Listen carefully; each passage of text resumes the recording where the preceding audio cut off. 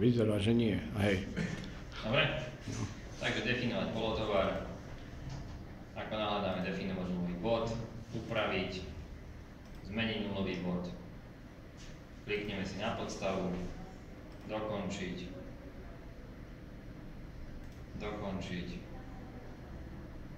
fajka, polotovar, prepíšeme na 5 mm, necháme 0, pridať polotovar, dokončiť. Začíname obrábať. Čiže 2,5D, čelné, nulový bod, obrobok definovať, dokončiť. Nástroj, definovať, 30. Aby nám prehodilo aj tú 30, vybrať. Rovina, 0. Jedna rovina, druhá rovina. Stejný krok dolu, dáme si po 3 mm, pridávať nemáme. Technológia, kontúra, prepočítať, pozrieť sa, simulácia, verifikácia. Prvýkrát 2 mm, druhýkrát 2 mm, tretíkrát 1 mm. Dobre, dokončíme, odídeme. Ja to nezavádza, ideme ďalej. Čiže to sme mali vonkajšiu robiť. Teraz ideme túto vonkajšiu kontúru. Zase 2,5, čiže kontúra. Dáme si kontúru, vybrať nulu. Postup je presne rovnaký ako v predchádzajúcom prípade. Akurát s tým, že si dáme auto constant z, vyznačíme si, po ktorej krivke pôjdeme a dokončíme nástroj. Môžeme si definovať akýkoľvek nástroj. Máme tam desivý nástroj, tam bude obchádzať veľakrát. Môžeme ho tam nechať, vybereme si rovina, zase 0, čiže odtadeto ideme po tadeto, čiže 10 mm, technológia. Pozrieme sa, ako nám je nástroj, je na vonkajšku správne. Upravíme si hrubovanie 2 mm, stejný krok dole a maximálny krok dolu môžeme ísť po 2 mm. Celkový odstup dáme si 20 mm a bočný odstup je tam desina po 8 mm. Tam aj späť prepočítame. Pozrieme sa na to, vám vytvorilo jednotlivé dráhy, sme aj dosť ďaleko od toho. Tá desinka automaticky prichádza a obrába prvýkrát, druhýkrát, tretíkrát.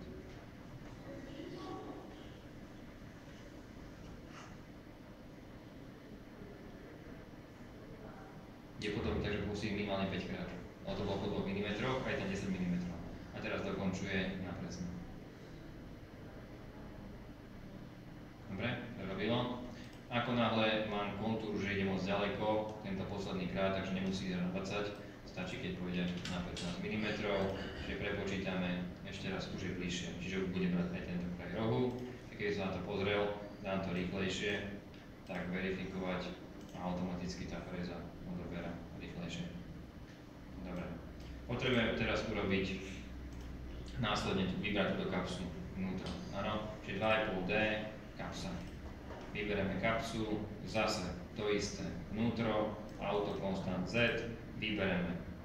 Je jedno, či keď ide na jednu drážku alebo na druhú drážku, platí obidva prípadov to isté. Akurát si treba uvedomiť, aby fréza išla vnútreškom. Čiže nástroj môže byť kľudne desina fréza, rovina. To isté ako predchádzajúca Z-ová rovina, čiže vrch, dokončím a spodok, hĺbka, kliknem si do tohoto, stejný krok dolu, môže na 2x5 mm, technológia, kontúra, áno, kontúra, prepočítame, pozrieme sa na ňom a automaticky ako vyrobí, čiže obchádza. Tu je to graficky, vám to nezobrazí presne, nech je to isté, máme urobené. Teraz, čo ste ešte teraz nemali ste vrtanie. Áno, takže dokončíme si, aby nám tam neotravovalo toto, ideme vrtanie. Vrtanie sa robí úplne jednoducho. Čiže vrtanie, volíme si vrtanie, vyznačíme si, čo ideme vrtať.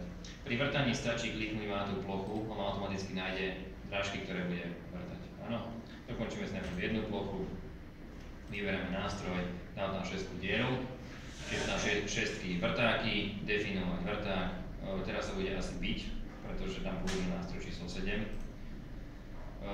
Horná rovina, čiže v tomto prípade toto horná rovina a spodná rovina pretočíme až na spodok a ukážeme sem.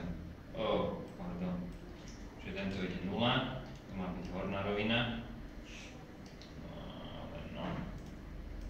Toto je 0 a táto spodná rovina je vlastne toto, minus 20. Technológia, najkratšia vzdialenosť, čiže pozrieme sa na to. Duplicit hovorím, že tam je zlé číslo. Čiže použil to isté číslo ako v predchádzajúcom prípade, čiže nástroj musíme takisto definovať. A potom tu, posledný nástroj, čo bola fréza, by sa mal tento nástroj, ktorý tu bol, prepísať. Číslo nástroja, tento vymažeme, tu sa číslo nástroja, napríklad dáme tam, že 5 môžeme použiť. Dobre, 5 použijeme, vybereme nástroj, teraz to už prepočítam. Takže takto, pozrieme sa na to, aby ste to videli z tejto strany, použijeme play a on bude vrtať. Prevrtá prvý, prevrtá druhý, tretí a štvrtý. Takže máte dierky a to isté platí v opačnom prípade, čiže ďalší, to isté, môžeme dať vnútorné vrtanie od spodnej strany a teraz dáme zase to isté, ale na stred, čiže, ale teraz sa môže dať jedna vec, že vám vyznačí aj stred. Číslo nástroja 7 už existuje.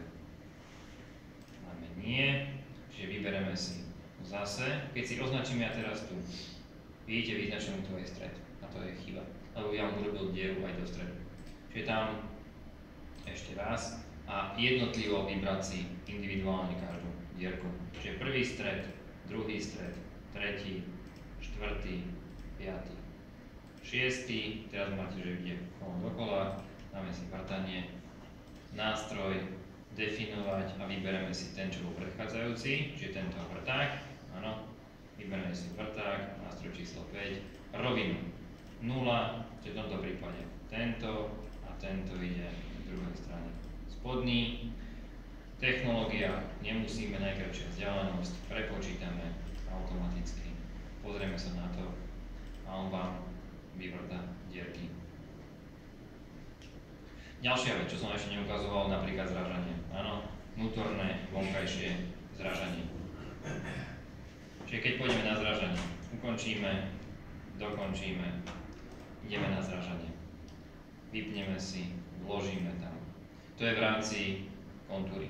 Áno, dáme si kontúru, čiže áno, chceme ho použiť, označíme si, čo chceme, čiže tu si vyznačíme jednu kontúru, môžeme,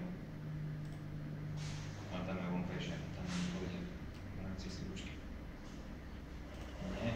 Takže jedna kontúra, dokončíme, ako náhle máme nástroj, treba definovať nástroj, ale v rámci nástrojov je tam zrážač, áno, zrážač, vyberme si zrážač, rovina, to isté ako v predchádzajúcom prípade, čiže jedna rovina, lenže tu je dobré hĺbka, iba napríklad 1 mm nastaviť. Nastavím mm, technológia, tu nie je žiadne, ale zrážanie, áno, a tým pádom prepočítame a už máte aj zrazenie. Čiže vonkajšia plocha, táto čo je, tak bude zrazená. Vám príde nástroj, zrazil to. Lenže, vidíte, je tam jeden problém a problém je v tom, že ten nástroj v rámci roviny technológie, ktorú obrába, čiže tu ide vnútri. Musí ísť dovnútra, čiže vpravo a tým pádom to máte nastavené správne. Takto. A už ide z vnútornej strany, obrobil to na hĺbku 1 mm. Ak by som ste na 0,5, len sa prepíše hodnota, v tomto prípade v rámci roviny hĺbka 0,5, prepočítame a máme to urobené ešte raz. A iba 0,5. Čiže máme tam rovinu, takže to nevidíme, solid verifikácia, aby vám to ukázalo, takže už tam máme aj zrazenie. A to isté platí aj na vonkajšej strane, na ďalšej vonkajšej strane. Ak by som to chcel spraviť na jedenkrát, môžem to robiť na jedenkrát. Len to musím robiť takým spôsobom, že dám kontúru, áno, a použijem to takto. Dám toto a použijem tam pridať multireťazec, čiže označím si jednu plochu, označím si celú plochu.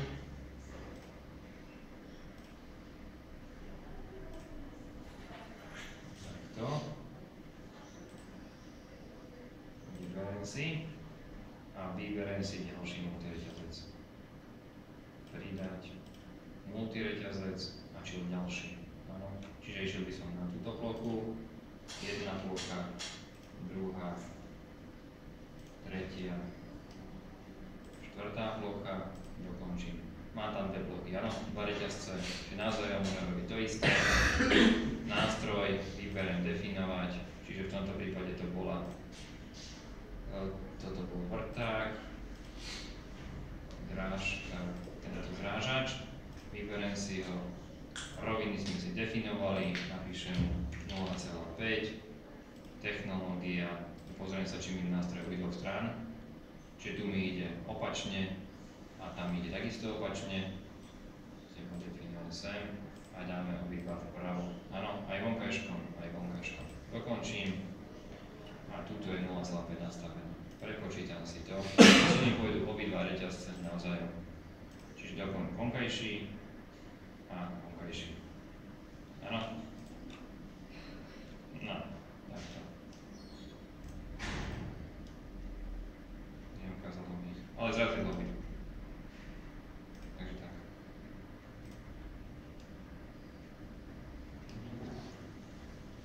Dobre.